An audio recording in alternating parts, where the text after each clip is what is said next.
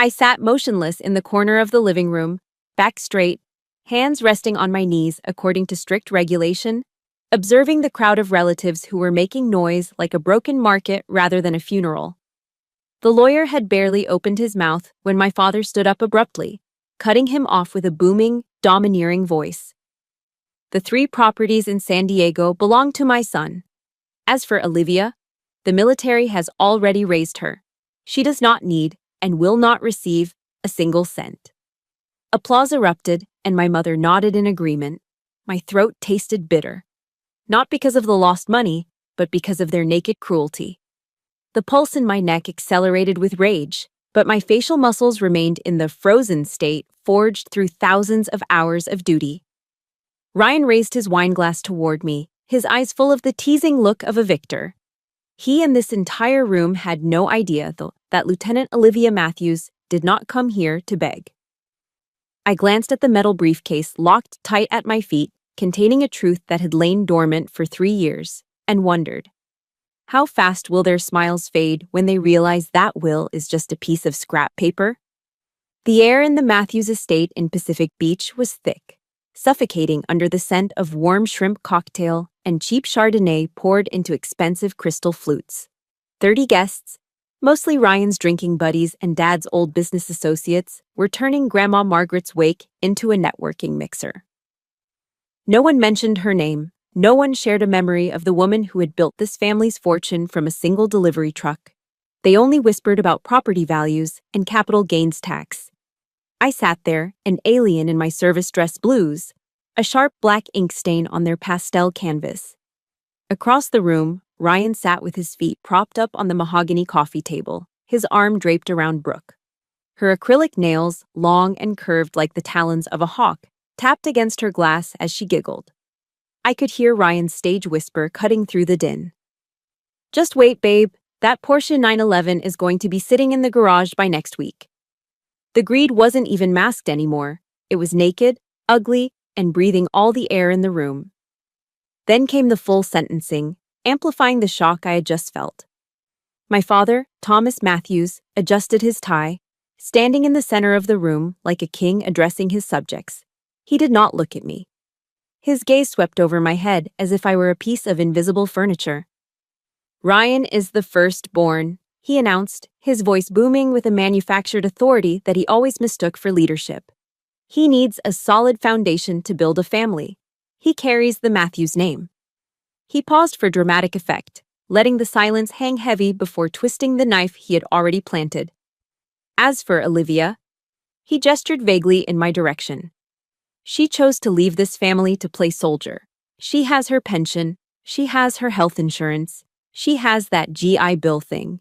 She has been taken care of by Uncle Sam. Therefore, Grandma's legacy will go to the one who actually needs it. Ryan. The room erupted in applause again. They were clapping for my dispossession.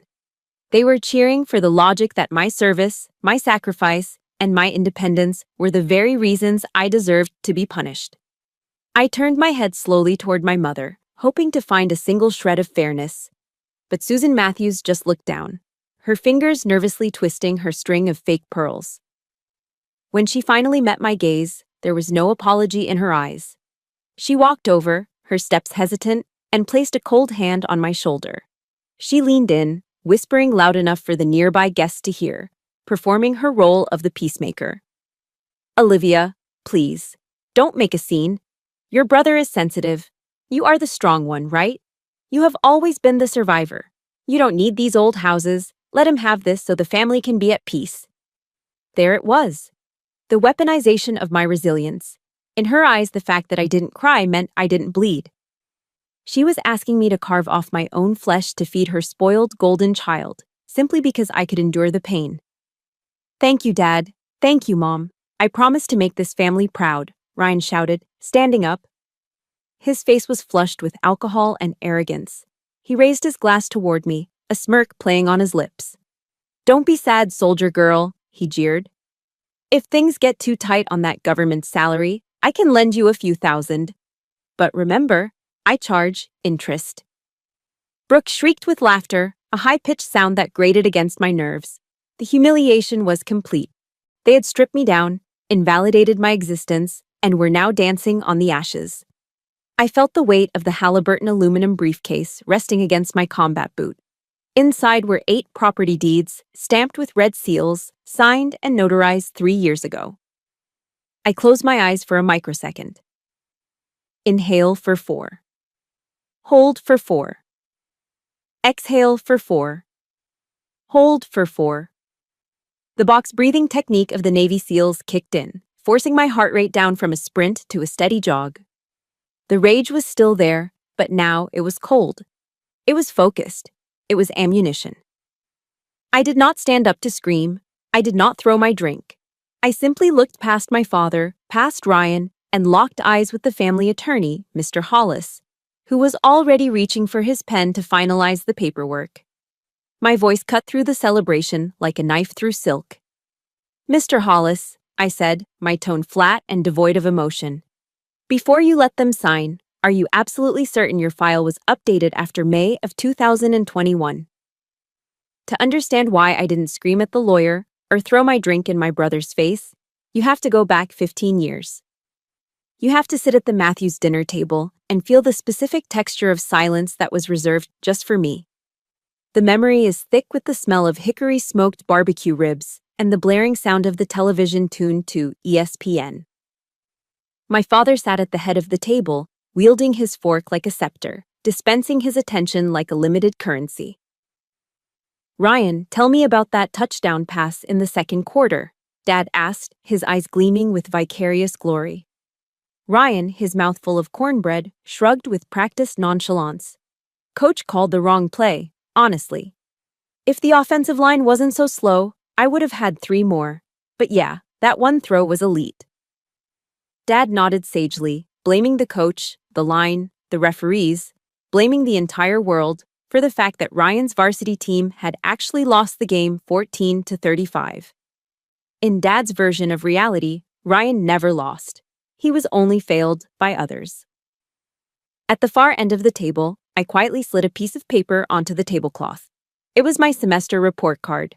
Straight A's, calculus, A+, physics, A. I smoothed the edges, waiting. I waited for a pause in the football commentary. I waited for a glance. The paper sat there between the coleslaw and the napkins, white and stark. 5 minutes passed, then 10. Finally, Dad looked in my direction. "Olivia," he grunted, pointing his knife at the empty platter. "We're out of ribs. Go check the kitchen and clear these plates while you are up." He hadn't even seen the paper, or maybe he had, and it simply didn't register as important. I was not a person to be celebrated. I was the staff. I was the ghost who washed the dishes while the real family discussed legacy. The invisible divide turned into a canyon during my junior year of high school. It was homecoming week. Ryan, then a senior, decided he needed a new look to impress the cheerleaders. I watched from the doorway of the master bedroom as Mom sat on the edge of the bed, her checkbook open. Ryan was holding up a garment bag containing an Italian wool suit. $800, Susan? Dad asked, raising an eyebrow, though he was already reaching for his wallet. "He needs to look the part, Tom," Mom insisted, smiling at her golden boy. "It's an investment in his confidence." She swiped the credit card without blinking. $800 for a night of dancing and spiked punch. Later that same week, I approached Mom in the kitchen. I had been researching colleges, aiming for the Ivy League or the Naval Academy. "Mom," I asked, my voice small, "I need to buy the advanced SAT prep books. The set is $50. Mom sighed, a long dramatic exhalation that sucked the air out of the room. She looked at me with a pained expression, as if I had just asked her to donate a kidney. "Olivia, honestly," she snapped, scrubbing a pot with aggressive force. "We are a little tight on cash right now. Can't you just borrow them from the library?" "Why are you always so demanding? You need to learn to be less selfish." Selfish. The word hung in the air. $800 for a suit Ryan would vomit on was an investment. $50 for my future was selfish. That afternoon, as Ryan drove off in Dad's brand new Ford Mustang to pick up his date, I put on my cousin's hand-me-down dress that was 2 sizes too big. I realized then that in the ledger of the Matthews family, Ryan was an asset and I was a liability. The final severance happened 3 years later. I came home, my heart hammering against my ribs, clutching a thick envelope. I got in, I said, placing the acceptance letter to the Navy officer candidate school on the coffee table. Dad glanced at it during a commercial break. Navy, huh? Well, that's good. Saves me tuition money. He turned back to the screen. It suits you, Olivia. The military is structured. You don't need to worry about being overly feminine there. You just follow orders. No congratulations. No hug. No, I'm proud of you. Just relief that I was off the payroll and a backhanded comment about my womanhood. When the day came to report to Newport, Rhode Island, I packed my single duffel bag. I stood in the foyer, waiting. I can't drive you to the bus station, honey, Mom called out from upstairs. Ryan chipped a tooth opening a beer bottle. I have to get him to the dentist. And I have a tea time at 10, Dad added, checking his watch. You can call an Uber, right? You're independent. I took a Greyhound bus. As the heavy diesel engine roared to life and the bus pulled away from the curb, I looked out the window at the empty sidewalk. I realized I wasn't leaving my family because I never really had one. Newport was cold, wet, and miserable. They called it Hell Week for a reason. I was crawling through freezing mud, my lungs burning, while a drill instructor screamed inches from my face, insulting my weakness, my form, my very existence. And for the first time in my life, I felt peace. It sounds insane, but it was true. When the sergeant yelled at me, he wasn't doing it because I was Olivia, the invisible daughter. He was doing it because my push-up form was wrong. It was objective. It was fair. One morning, during inspection, the instructor stopped at my bunk. He took a quarter and bounced it off my sheets. It sprang into the air. He checked the corners, perfect 45-degree angles. He looked me in the eye. Outstanding candidate. That single word fed a hunger I didn't know I had. I learned the creed of Jocko Willink. Discipline equals freedom. The military didn't break me. It forged me. It taught me that love isn't a scarce resource you have to beg for at the dinner table. Respect is earned through action. Every morning I made my bed, I was building a wall between me and the people who made me feel small. I became hard. I became sharp. I became a weapon. And weapons do not cry when they are cut out of a will. They reload. My suspicions didn't start at the funeral. They started 3 years ago, during a 96-hour Liberty Pass I took to visit Grandma Margaret. As soon as I unlocked the front door of the ancestral home in the suburbs, the smell hit me. It wasn't the scent of lavender and baking bread I remembered from childhood. It was the heavy, cloying odor of wet drywall and mildew.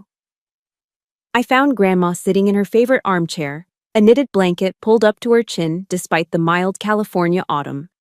In the corner of the living room, a plastic Home Depot bucket sat on the Persian rug. Drip, drip, drip. The sound was rhythmic and maddening, like a slow-ticking clock counting down the decay of the house. Grandma, I asked, my chest tightening, why is there a bucket in the living room? Why haven't you called a roofer? She smiled at me, but her eyes were cloudy, filled with a resignation that broke my heart. I told Ryan, sweetie. He handles the accounts now. He said the roof quotes are astronomical. He said the maintenance fund is running on fumes. He told me I just have to be patient and wait out one more rainy season. I looked at the water-stained ceiling, then at the bucket filled with murky brown water. Running on fumes? Grandma owned 8 rental properties in San Diego, one of the hottest real estate markets in the country. Those units had been fully occupied since the 1990s. The idea that there wasn't enough cash to fix a patch of roof wasn't just unlikely, it was mathematically impossible. That night, after Grandma took her medication and went to sleep, I didn't go to bed. I went to the mahogany desk in the study and found the ledger. I am a Supply Corps officer. My day job involves managing millions of dollars in military assets, tracking supply chains from factories in the Midwest to carrier strike groups in the Pacific. I know how to spot a discrepancy. In my world, if a single screw is missing, we stop the line until we find it. Ryan's bookkeeping wasn't just messy, it was a crime scene. There were no original receipts, only scribbled notes in the margins. I ran my finger down the columns. Plumbing repair, $3,500. Landscaping service, $2,200 per month. I snorted in the quiet room. $2,200? For what? The rental properties had gravel yards and succulents that required zero water. He was billing the estate for a landscaping crew that likely didn't exist. The next morning, the sound of a V6 twin-turbo engine shattered the quiet of the neighborhood. I looked out the window to see Ryan pulling into the driveway. He wasn't driving his old sedan. He was behind the wheel of a brand-new Ford F-150 Raptor. The truck was a beast, painted a glossy code orange, sitting on 37-inch tires. Sticker price? At least $75,000. He hopped out, wearing Oakley sunglasses and holding a venti Starbucks cup. He looked like the picture of health and wealth, a stark contrast to the grandmother shivering inside her damp house. "Hey, sis," he called out, spotting me on the porch. "Home on leave?" I pointed a finger at the truck. "Nice ride, Ryan. Where did the money come from? Dad said you were between jobs." Ryan shrugged, taking a long sip of his $7 coffee. "Crypto, Olivia. You wouldn't understand. I made some smart moves with Bitcoin. Anyway, don't nag me about the roof. Materials are insane right now. Supply chain issues, you know?" He used the buzzwords he heard on the news to cover his tracks. He lied to my face without blinking. He lied while standing 10 feet away from the woman who raised him, the woman who was currently catching rainwater in a plastic bucket while he drove a tank that cost more than most people earn in a year. But I needed hard proof. I needed a smoking gun. I found it on page 42 of the ledger. HVAC replacement, Garnet Avenue property, $8,000. The date was from last month. I got in my car and drove straight to the rental on Garnet Avenue. It was a hot day, pushing 85 degrees. When the tenant, a guy named Mike, opened the door, a wave of heat hit me. He was sweating through his t-shirt. "New AC unit?" I asked, skipping the pleasantries. Mike let out a bitter laugh. "Are you kidding me? The AC has been dead for 3 months. I've called Ryan a dozen times. He ghosted me. I'm literally drafting a lawsuit right now for breach of habitability." "Mind if I see the unit?" He led me to the side yard. There it was, a rusted, rattling metal box. I checked the serial number plate, manufactured in 1990. I took out my phone and snapped a photo of the rusted unit. Then I took a photo of the serial number. Ryan hadn't spent $8,000 on a new air conditioner. He had pocketed the money, likely for a down payment on that orange truck, and left a paying tenant to roast in the heat and his grandmother to rot in the damp. This wasn't just incompetence, it wasn't just golden child syndrome. This was elder abuse. This was fraud. This was a felony. If you are listening to this and your blood is boiling, I need you to do something for me right now. If you believe that stealing from your own grandmother is the lowest thing a human being can do, hit that like button. And if you want to see Ryan face justice, type the word karma in the comments below. Let me know I'm not fighting this alone. I walked back to my car, my hands shaking, not from fear, but from a cold, lethal rage. I looked at the photo of the rusted machine one last time. Ryan thought he was untouchable because he was the favorite son. He thought Dad would protect him. He thought Mom would make excuses for him. But he had never gone to war with a logistics officer. He didn't know that I wasn't just going to expose him, I was going to dismantle him. I drove back to Grandma's house that night through a torrential downpour. The thunder rattled the windows of my sedan like distant artillery fire, matching the storm brewing in my gut. I had the photos of the rusted air conditioner and the ledger pages tucked under my arm. When I entered the living room, Grandma was still in her chair, staring at the bucket of rainwater. I didn't sugarcoat it. I laid the photos on the tea table, spreading them out like a winning poker hand. "He's robbing you, Grandma," I said, my voice trembling with suppressed rage. "Ryan is bleeding the estate dry. Here is the proof." Grandma Margaret put on her reading glasses. Her hand shook as she picked up the photo of the 1990s HVAC unit. She didn't gasp. She didn't cry. She just sighed, a long, weary sound that seemed to carry the weight of a decade of betrayal. "I know," she whispered, her voice raspy. I froze. "You know. Then why?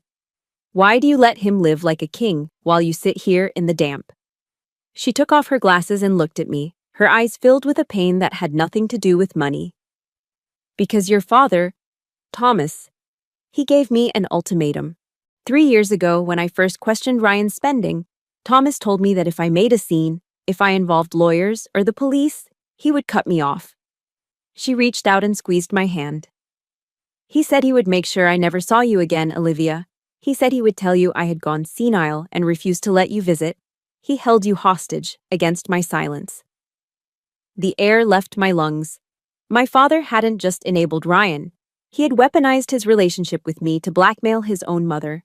He had monetized his access to his daughter to protect his son's theft.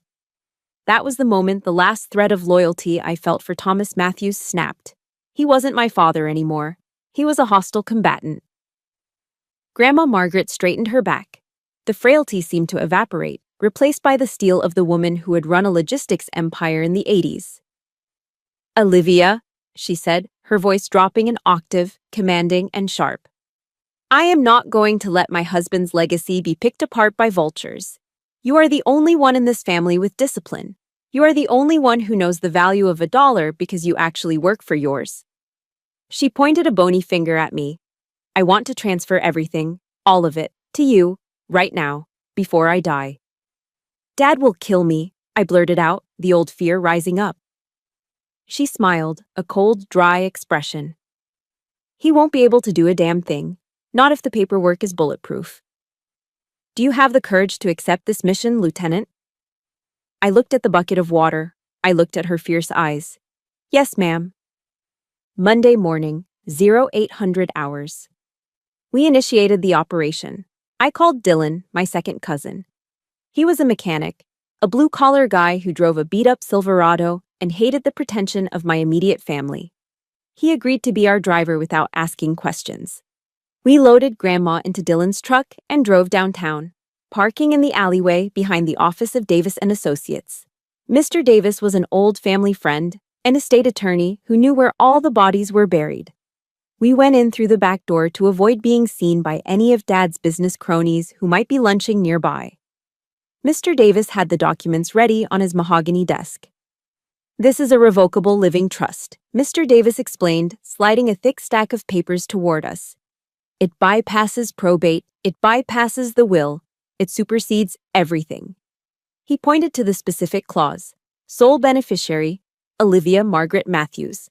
Successor trustee, Olivia Margaret Matthews. Then came the quitclaim deeds. 8 of them, 1 for each property. Grandma didn't hesitate. She picked up the pen and began to sign. Scritch, scratch. The sound of the ink flowing onto the heavy legal bond paper was loud in the quiet office. To me, it sounded like the metallic click of a magazine being loaded into a rifle. With every signature, she was stripping Ryan of his power. With every stamp of the notary's seal, she was reclaiming her dignity. Pacific Beach House, signed. Garnet Avenue Rentals, signed. The Commercial Warehouse, signed. When the last document was notarized, Grandma looked at me. She looked tired, but her eyes were clear. "Listen to me, Olivia," she commanded, gripping my wrist with surprising strength. "This is the most important part." Radio silence. "Radio silence," I repeated. "From now until the day I'm in the ground, and even after that, until the very moment they try to take it, you say nothing. You let Ryan drive that truck. You let Thomas brag at the country club. You let them sleep soundly in their arrogance. You let them think they have won. Because when the enemy is comfortable, he is careless." I nodded, locking the strategy into my mind. "Understood." I walked out of that office carrying a secret worth millions of dollars. I went back to my unit. I deployed overseas. And for 3 agonizing years, I watched from a distance. I watched Ryan drain the bank accounts. I watched my parents fawn over him. I watched them treat me like a nuisance. I endured every insult, every snub, every condescending remark about my government salary. I held my tongue because I knew something they didn't. I knew that every dollar Ryan stole was just evidence building a case against him. I knew that the ground they were standing on didn't belong to them anymore. It belonged to the ghost in the back of the room. The soil on Grandma Margaret's grave wasn't even dry yet when the ambush happened. We had just returned from the cemetery.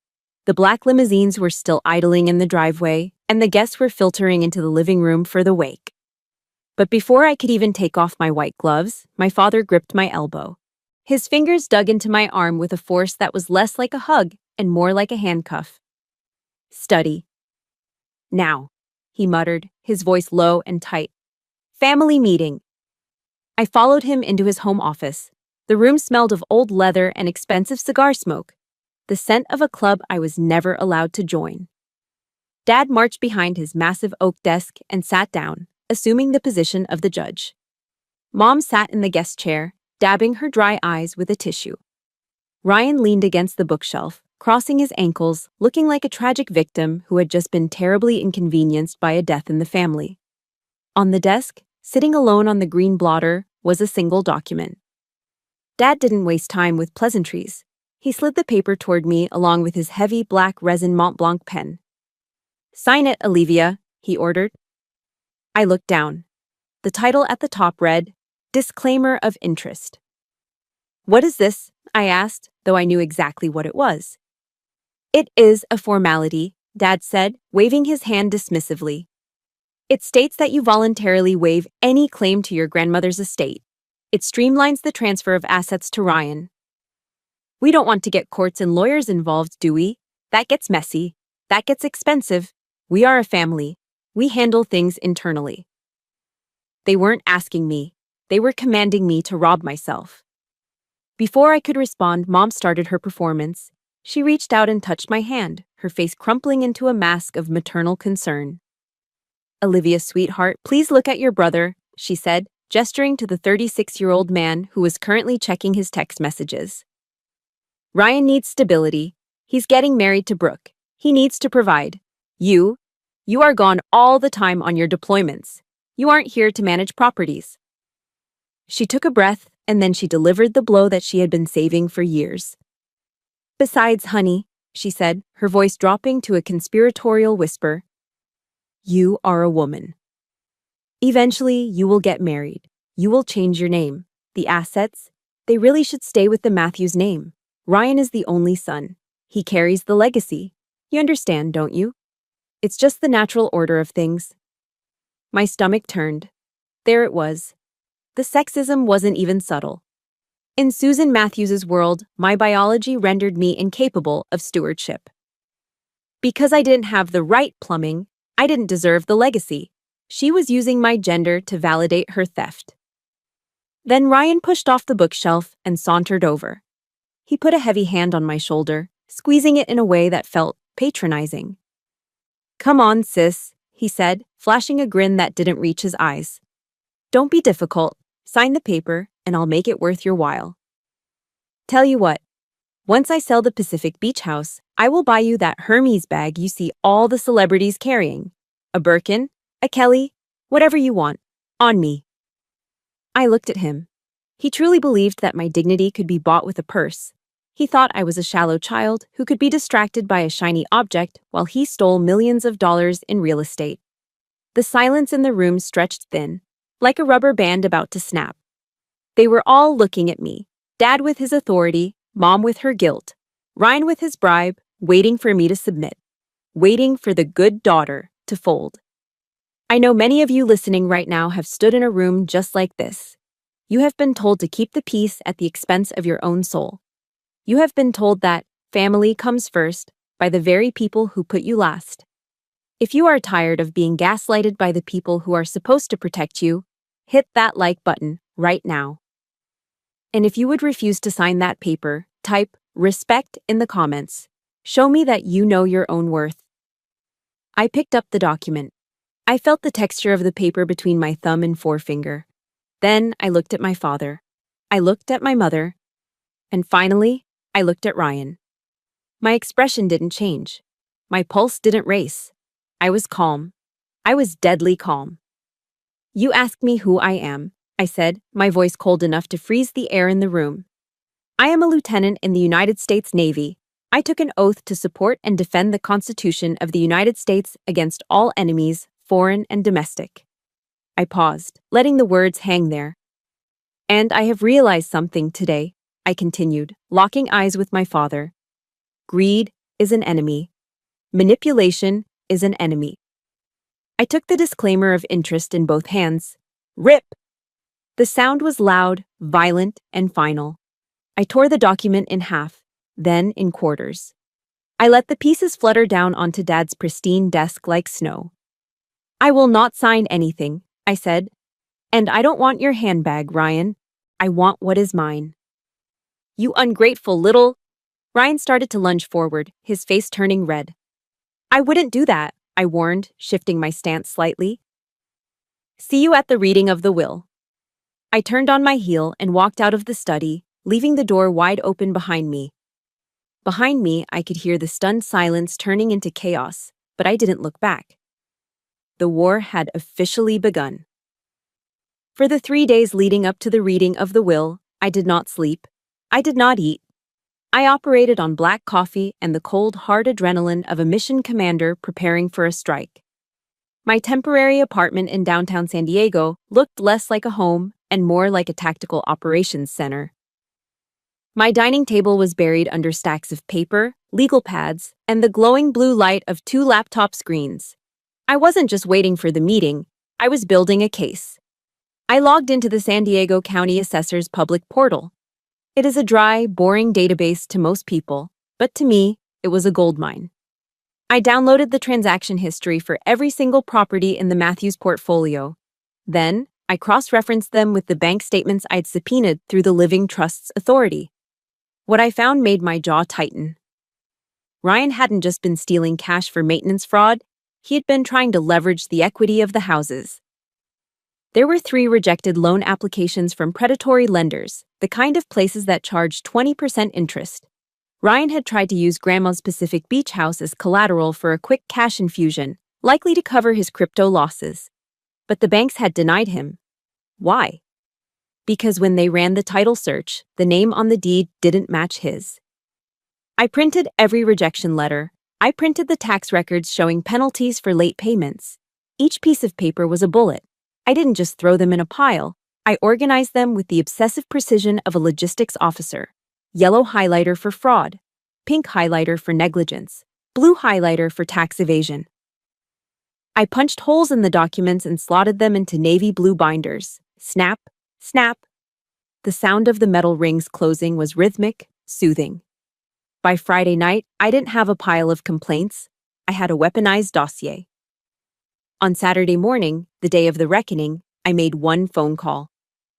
Dylan, I said when my cousin picked up. Are you free this afternoon? Yeah, he stammered, the sound of a wrench clanking in the background. Just fixing the truck. Why? I need you at the house for the reading of the will. 2 o'clock sharp. Wear a collared shirt. There was a long pause on the line. Dylan was a good kid, a mechanic who stayed out of family drama, but he wasn't stupid. Olivia, he said, his voice dropping. Are you really going to do this? Uncle Thomas? He isn't looking good. His blood pressure is high. If you blow this up, he might have a heart attack. I looked at the stack of evidence on my table. I thought about the bucket of rainwater in Grandma's living room. I thought about the way Dad had blackmailed his own mother. He made his choice, Dylan, I said, my voice flat. He chose his side 3 years ago. Now, he has to face the consequences of that choice. I just need a witness, someone who isn't on his payroll. Will you be there? I'll be there, Dylan sighed. At 1300 hours, I began the ritual of suiting up. Most people would wear a black dress to a wake. They would wear something modest, blending in with the mourning crowd. But I wasn't going there to mourn. I was going there to preside over a court-martial. I opened my garment bag and pulled out my service dress blues. The fabric was heavy, immaculate, and lint-free.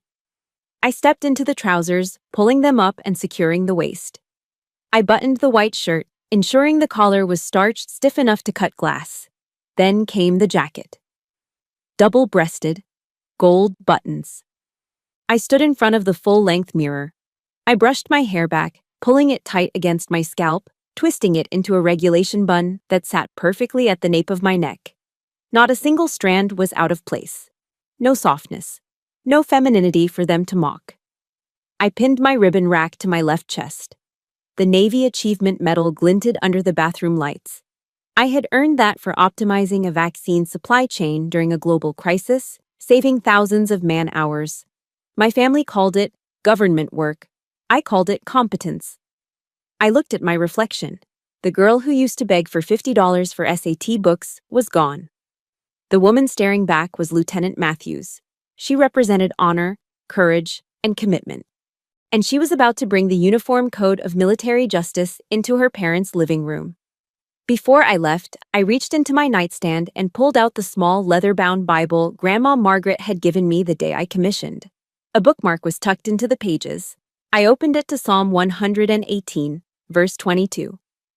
I read the words aloud, a quiet incantation against the gaslighting I was about to face. The stone which the builders rejected has become the chief cornerstone. I closed the book and slipped it into my pocket. Finally, I reached down and picked up the Halliburton aluminum briefcase. It was heavy, cold, and indestructible. I placed the navy blue binders inside, nestling them next to the original trust documents. Click! Click! The sound of the latches locking echoed in the empty apartment like the racking of a shotgun slide. I checked my watch. Time to go. I picked up the case, walked out the door, and didn't look back. The silence was over. The hunter was coming home. My question about the file date hung in the air like the smoke from a fired pistol. Mr. Hollis blinked, his pen hovering over the signature line of the will. "Excuse me?" he stammered, his brow furrowing. "The file was last updated in 2018. Why would that matter?" I didn't answer him, not with words. I bent down and lifted the Halliburton aluminum briefcase. I set it onto the glass coffee table with a heavy metallic thud that silenced the room. With a deliberate sweep of my arm, I pushed the half-empty glasses of Chardonnay and the crystal flutes aside, clearing the battlefield. Click! Click! The sound of the latches snapping open was crisp and loud in the sudden quiet. I lifted the lid. Inside, the navy blue binders and the stack of legal documents sat organized with military precision. I reached in and pulled out the first document. I held it up high, letting the overhead chandelier illuminate the official red stamp of the San Diego County Clerk. "This," I said, my voice calm, steady, and terrifyingly flat, "is a grant deed for the Pacific Beach property." I dropped it onto the table in front of Mr. Hollis.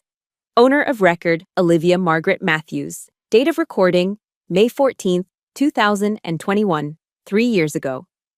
I reached back into the case. "Here's the deed for the Garnet Avenue rentals. Transferred." I slapped it down. "Here's the warehouse on Miramar Road. Transferred." Slap. "Here's the family home we are standing in right now. Transferred." Slap. I looked at my father, who had turned a shade of gray I had never seen before. "The will you just read is worthless, Dad.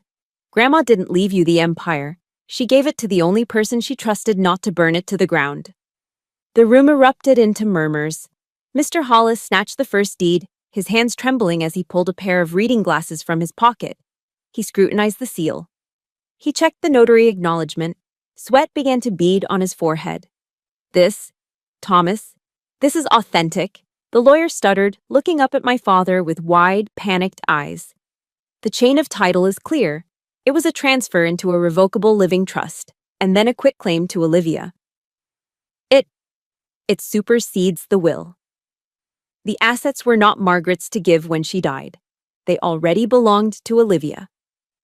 The empire my father thought he controlled, the legacy he had just handed to his golden boy, dissolved instantly.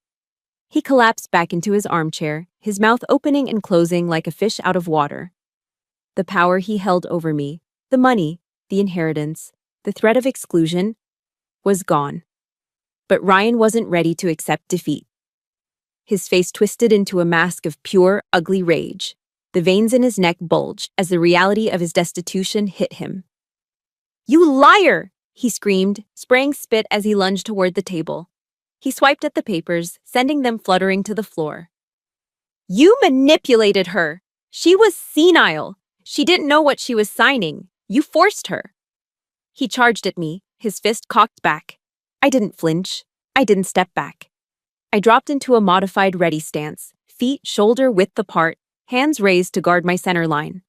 I was a trained naval officer. He was a drunk frat boy in a suit. Don't touch me, Ryan, I warned, my voice dropping to a command register. She was crazy, Ryan yelled, looking around the room for support. Everyone knows Grandma was losing her mind. This is fraud. No, she wasn't. The voice came from the back of the room. Dylan, my cousin in his flannel shirt and work boots, stepped forward. He walked through the crowd of stunned guests until he stood next to me. I drove her to the lawyer's office, Ryan, Dylan said, his voice deep and steady. I sat there for 2 hours while she reviewed every single paragraph with Mr. Davis. She wasn't crazy. She was heartbroken. She told the lawyer exactly why she was doing it. She said she was doing it because you were stealing from her and Uncle Thomas was covering it up. A collective gasp went through the room. The guests, the business partners, the hangers-on. They all turned their eyes to Ryan and my father. The mask had slipped. They weren't the grieving family. They were the thieves. Ryan stood frozen, his chest heaving, trapped by the undeniable truth. He looked at Mom, begging for her to fix it, but she had buried her face in her hands, sobbing quietly. I bent down and picked up the deeds, dusting them off with exaggerated care. Then I placed them back into the briefcase and snapped it shut. I looked at my parents. You always said Ryan needed a chance to grow up, I said, my voice cutting through the sound of my mother's crying. Well, this is his chance. Sink or swim. I turned my gaze to Ryan, who looked small and pathetic without his unearned inheritance. I am giving you 48 hours to clear your personal effects out of the management office, I stated, checking my watch. If you are not gone by Monday at 5 p.m., I will have the county sheriff remove you for trespassing. And Ryan, I have already audited the books. Don't try to delete anything. I have backups. I picked up the handle of the case. It felt lighter now. Enjoy the shrimp cocktail, I said to the silent room. I turned and walked toward the front door, my boots clicking rhythmically on the hardwood floor, leaving the chaos behind me. On Monday morning, exactly 48 hours after the reading of the will, I arrived at the property management office. I did not come alone. I brought a San Diego County Sheriff's deputy with me for a civil standby. It is a standard procedure when you expect an eviction to turn volatile. And Ryan did not disappoint. The office, which used to be organized and clean under Grandma's watch, smelled like stale tequila and panic. Ryan was frantically shoving papers into a cardboard box. His eyes were bloodshot, his shirt untucked. When he saw me standing in the doorway with the uniformed officer, he didn't freeze. He exploded. You can't do this, he screamed, hurling a stapler across the room. It hit the drywall with a dull thud. I built this business. You drained this business, I corrected him, my voice calm. Officer, would you please ensure he only takes personal items? No hard drives, no files. Ryan let out a string of curses that would have made a sailor blush, but he stopped throwing things. He rushed to the desktop computer and started hammering on the keyboard. I knew exactly what he was doing. He was trying to format the drive. He was trying to erase the evidence of the landscaping kickbacks and the fake invoices. I walked over and unplugged the tower from the wall. Don't bother, I said. I cloned the drive remotely on Saturday night. Every deleted email, every altered spreadsheet, it is already on a server in the cloud. Ryan slumped into his chair, defeated by technology he didn't understand and a sister he had underestimated. Outside, the collapse of his facade continued with brutal efficiency. A tow truck was backing into the driveway. It wasn't just any tow truck. It was a repo man. The bank hadn't wasted time. Ryan hadn't made a payment on the Ford F-150 Raptor in 3 months. I watched through the window as the hook was attached to the bumper of the $70,000 truck. The code orange paint gleamed in the sun one last time before it was dragged away, leaving oil stains on the pavement. But the repo man was kind compared to Brooke. She arrived just as Ryan was being escorted out of the building with his box of desk toys. She wasn't there to comfort him. She had heard the news, probably from the text I sent to the tenants directing all future rent payments to the new trust account. She knew the gravy train had derailed. "You told me you owned those buildings," she shrieked, standing in the parking lot in her designer heels. "You told me you were a millionaire." "Babe, listen, it is just a legal mix-up," Ryan pleaded, reaching for her hand. She pulled back as if he were contagious. Then, she did something that made the sheriff look away in second-hand embarrassment. She pulled the diamond engagement ring off her finger. "I took this to the jeweler this morning to see what I could get for it," she yelled, throwing the ring at his chest. "It is cubic zirconia, Ryan. You proposed to me with a piece of glass." The ring bounced off his polo shirt and clattered onto the asphalt. Brooke didn't wait for an Uber. She got into her own car and peeled out of the lot, leaving Ryan standing there with nothing but a box of bobbleheads and a fake diamond in the dirt. My parents arrived 10 minutes too late to stop the carnage. They stood by their sedan, watching their golden boy sitting on the curb, weeping into his hands. They looked older, smaller. Mom looked at me, her eyes begging for mercy. "Olivia, please, we can fix this. We can take a loan against our house to help him pay back the estate." I shook my head slowly. "You can't, Mom." "Why not?" Dad asked, his voice trembling. "Because I checked the public records," I said, delivering the final blow. "You already took out a second mortgage on your house 6 months ago. You gave that money to Ryan to pay off his gambling debts, didn't you? You have no equity left. If you try to bail him out again, you will be homeless." They stood in stunned silence. The reality of their enabling had finally caught up with them. They had bet the farm on the wrong horse, and now the race was over. The worst part, however, wasn't the eviction or the breakup. It was the letter that arrived at my apartment 3 days later. It was a subpoena. Ryan hadn't just stolen from Grandma. In his desperation to maintain his lifestyle, he had inflated his income on federal loan applications. He had claimed the rental income as his own. That is bank fraud. And because he had been pocketing cash rent from tenants to avoid a paper trail, he hadn't declared it on his taxes. That is tax evasion. The IRS does not care about family drama. They care about math. And Ryan's math didn't add up. I sat at my table and signed the witness statement. I packed the navy blue binders, the ones containing the highlighted bank statements and the photos of the rusted air conditioner, into a shipping box addressed to the Internal Revenue Service Criminal Investigation Division. I wasn't doing this for revenge anymore. I was doing it because the law required it. But as I taped the box shut, I couldn't help but think, karma has a way of balancing the ledger. That night, I sat alone in my apartment. The adrenaline of the battle had faded, leaving behind a hollow ache in my chest. I poured myself a glass of water and looked at the framed photo of Grandma Margaret on my desk. I had won. The estate was safe. The thief was facing federal prison. The enablers were facing bankruptcy. Justice had been served, cold and precise. But the silence in my apartment was deafening. My phone didn't ring.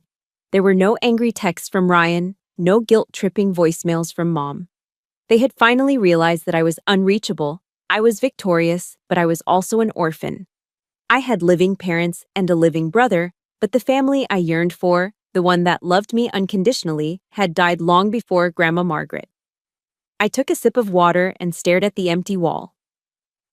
It was a bitter drink, this freedom. But as I thought about the lies, the theft, and the gaslighting, I realized one thing. I would rather be lonely in the truth than warm in a house built on lies. With the parasites removed, the host began to heal. I treated the management of the Matthews estate not as a family hobby, but as a military operation. I replaced Ryan's chaotic, napkin-scribbled bookkeeping with standard operating procedures adapted from the Navy Supply Corps. The first rule I implemented was the 24-hour service level agreement. If a tenant reported a leak, a broken lock, or a faulty heater, a technician was on site within 1 day. No excuses, no supply chain lies. I fired every single one of Ryan's shady handyman friends, the ones who charged triple for labor and showed up drunk at noon. In their place, I signed exclusive contracts with a local construction firm owned by a Marine Corps veteran. For the first time in a decade, the rental units on Garnet Avenue were painted. The roofs were patched. The plumbing was overhauled. I didn't raise the rent by a single dollar. I simply stopped funding Ryan's lifestyle. And suddenly, the business was profitable enough to reinvest in itself. The change in the atmosphere was palpable. My inbox, once filled with threats of lawsuits from angry tenants, began to fill with thank you cards. One tenant, an elderly teacher named Mrs. Gable, baked me a loaf of banana bread. It was a small gesture, but it meant more to me than any applause at a cocktail party. Kindness and discipline, I realized, were not mutually exclusive. They were partners. Once the business was stabilized, I turned my attention to the house, Grandma Margaret's home. I spent a week purging the property. I filled contractor bags with the tacky, expensive junk Ryan had bought with stolen money. The curved gaming monitors, the designer sneakers left in the closet, the humidors for cigars he didn't smoke. I threw them all into a dumpster. I was exorcising the greed from the walls. While cleaning out the master bedroom, I found a leather-bound journal tucked under Grandma's mattress. It was dated from 5 years ago. I sat on the edge of the bed, the afternoon sun filtering through the dust motes, and opened it. Halfway through, I found an entry that stopped my breath. Ryan has his father's charm, but he also has his father's weakness. He needs to be liked. Olivia is different. She has sad eyes, but they are steady. She reminds me of my husband. She doesn't ask for attention, she asks for work. She will be the firekeeper of this family, even if the others are too blind to see it. The tears came without warning. For 32 years, I'd believed I was the disappointment. I'd believed I was the cold, unlovable daughter. But she had seen me. She had seen the truth beneath the uniform. I wept until my chest ached, releasing a lifetime of rejection. When I was done, I took the portrait of Grandma Margaret, the one taken when she bought her first truck, and hung it above the fireplace. The house felt lighter. It was no longer a crime scene. It was a home again. 2 months later, my phone rang. The caller ID displayed Mom. I hesitated. My thumb hovered over the decline button, but duty is a hard habit to break. I answered. Olivia? Her voice was thin, trembling, stripped of the condescending tone she'd used in the study that day. Hello, Mom. It is your father, she said, her voice cracking. His blood pressure spiked. He's at Scripps Memorial. And, Olivia, the bank sent a notice of default. They are going to foreclose on our house. We can't pay the second mortgage. We have nothing left. She paused, waiting for me to jump in, waiting for the old Olivia to offer to fix it. Con, can you help us, please? For the family. I took a deep breath. I thought about the disclaimer of interest she tried to make me sign. I thought about how she told me to sacrifice my rights because I was a woman. I will call the hospital billing department, I said, my voice steady. I will pay for Dad's current stay directly to them. Oh, thank God, she sobbed. And the house? If you could just wire us $50,000, we could get current. No, I cut her off. What? I said no. I am not sending you cash, Mom. If I give you money, you will just find a way to funnel it to Ryan's legal defense fund or his next gambling scheme. I will ensure you have medical care, but I will not bail you out of your mortgage. You signed those papers. You bet your house on Ryan. You have to live with that bet. But we will be homeless, she cried. How can you be so cruel? It is not cruelty, Mom. It is accountability. I am teaching you the lesson you forgot to teach your son. I hung up before she could guilt me further. It hurt. It felt like cutting off a limb. But I knew that if I didn't hold that line, they would drag me down into the drowning pool with them. November arrived, bringing with it the cool coastal breeze. On Thanksgiving Day, I did not go to my parents' house. There was no shrimp cocktail. There were no pretenses. I hosted dinner at Grandma's house. The table was set with her good china. The air smelled of roasting turkey, sage stuffing, and wood smoke from the fireplace. My guests were a motley crew. There was Dylan, who had washed the grease off his hands and worn a nice shirt. There was Mrs. Gable from the rental unit. There were 2 of my fellow supply officers who didn't have family in town. And there was the contractor, the Marine veteran, who brought a pumpkin pie. We weren't bound by blood. We were bound by respect. I stood at the head of the table, the seat my father used to occupy like a tyrant. I raised my glass. To Margaret, I said. To Margaret, everyone echoed warmly. I looked around the table at the smiling faces. There was no tension. No one was trying to manipulate me. No one was judging my gender or my salary. I realized then that I had spent my whole life trying to earn a seat at a table where I was never wanted, when all along I had the power to build my own table. I had found my tribe. And for the first time in my life, on this Thanksgiving, I was truly thankful. 3 months after the dust settled, my father asked to meet me. He didn't choose the country club or the steakhouse where he used to hold court with his business partners. He chose a small retro diner off the Pacific Coast Highway, a place where the coffee is served in thick white mugs and the menus are laminated. I arrived 10 minutes early, a habit I would never break. I watched from the booth as his car pulled into the lot. He wasn't driving his luxury sedan anymore. He was behind the wheel of a 10-year-old Toyota Camry, its bumper dented, the paint fading under the California sun. When he walked in, I almost didn't recognize him. The man who had commanded the room at the funeral with his booming voice and tailored suit was gone. In his place was a man who looked 10 years older, his shoulders slumped in a polo shirt that hung loosely on his frame. He sat down opposite me. He didn't look me in the eye. He stared at his black coffee, his hands trembling slightly as he reached for the sugar packets. Ryan is facing trial next month, he said, his voice quiet, lacking its old resonance. He refuses to speak to us. He says it is our fault. He says we spoiled him so much he never learned how to survive. Dad let out a short, bitter laugh. And he is right.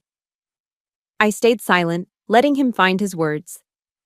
I was blind, Olivia, he whispered, finally looking up. His eyes were red-rimmed. I was so obsessed with the idea of the firstborn son, with the image of the Matthews name carried on by a man, that I couldn't see what was right in front of me. I had a diamond in my hand, and I threw it away to chase a piece of glass.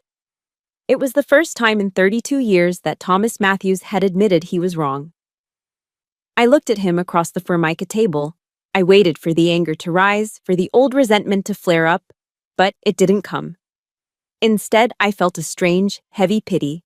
He had spent his life building a shrine to his ego, and now he was sitting in the rubble. I forgive you, Dad, I said softly. His head snapped up, surprise washing over his face. He looked like he expected me to scream, to gloat, to twist the knife. I am not doing it for you, I continued, my voice steady. I am doing it because I refuse to carry the weight of hating you for the rest of my life. That is a heavy pack to ruck, and I am setting it down. I leaned forward, establishing the perimeter of our new relationship. But forgiveness is not amnesia. I will ensure the trust pays for your medical bills. I will ensure you and Mom have a roof over your heads. But you will never again have a say in my life. You will never advise me on the business. And you will never, ever try to manipulate me again. Those are the terms. He nodded slowly, a single tear tracking through the stubble on his cheek. It was a sad compromise, but it was a fair one. I left the diner before the lunch rush. I had work to do. That afternoon, I met with Mr. Davis to finalize the newest amendment to the Matthews Family Trust. We weren't buying more properties. We were investing in people. Are you sure about this percentage, Olivia? Mr. Davis asked, tapping his pen on the draft. 20% of gross profits is a significant amount. I am sure, I replied. We established the Margaret Matthews Scholarship Fund. But it wasn't for everyone. It was specifically designated for the children of active-duty Navy petty officers, the enlisted men and women who work the hardest and get paid the least. I wanted to make sure that no 18-year-old girl would ever have to beg her parents for $50 to buy SAT books. I wanted to ensure that if a child had the drive to succeed, money would never be the barrier that stopped them. Grandma's legacy wouldn't just be a portfolio of stucco apartment buildings. It would be a ladder for the next generation to climb. That evening, I stood on the balcony of the Pacific Beach House. The sun was setting over the ocean, painting the sky in shades of bruised purple and fiery orange. For the first time since I enlisted, my hair wasn't pulled back in a tight regulation bun. It was down, loose, whipping wildly in the salt breeze. I took a deep breath, tasting the salt air, feeling the vibration of the crashing waves in my chest. I reached into my pocket and touched the small leather Bible. I didn't need to open it to know the verse. It was etched into my bones now. The stone which the builders rejected has become the chief cornerstone. I smiled. They had rejected me. They had tried to bury me. But they didn't know that I was a seed, not a corpse. The pressure they applied didn't crush me. It condensed me. It turned the coal into a diamond. I turned my back to the dark house and looked out at the horizon. The night was coming, but inside of me, the long, cold winter was finally over. It was morning. The most expensive lesson I learned wasn't about real estate or living trusts. It was about self-worth. For years, I waited for an apology that was never going to come. I thought if I just achieved enough, served enough, or endured enough, my family would finally see my value. But here is the truth. You cannot dry the ink on a story that someone else is writing for you. You have to grab the pen. If you are the black sheep or the scapegoat, stop trying to dye your wool white to please people who are committed to misunderstanding you. Don't wait for a seat at a toxic table. Go build your own. Thank you for standing watch with me until the very end. I know many of you listening right now are fighting your own silent battles, gathering your own evidence, and holding the line against injustice. I want to hear from you. Have you ever had to cut ties to save your sanity? Or are you still planning your exit strategy? Type the word stone in the comments below if you are ready to become the cornerstone of your own life. And if this story gave you strength, please subscribe and share this with someone who needs to hear it. Remember, you are never alone. You are part of this tribe now. Dismissed.